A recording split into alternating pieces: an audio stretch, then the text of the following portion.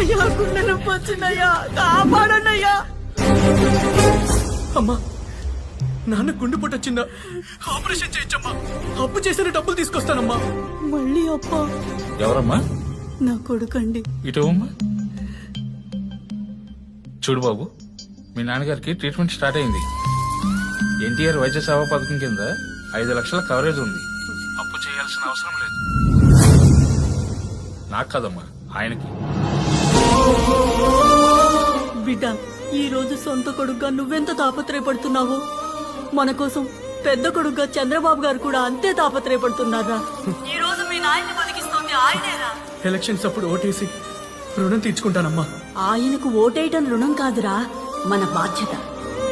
పెద్ద బిడ్డ, మేం సుఖంగా ఉండాలంటే మళ్ళీ మళ్ళీ నువ్వే రావాలి.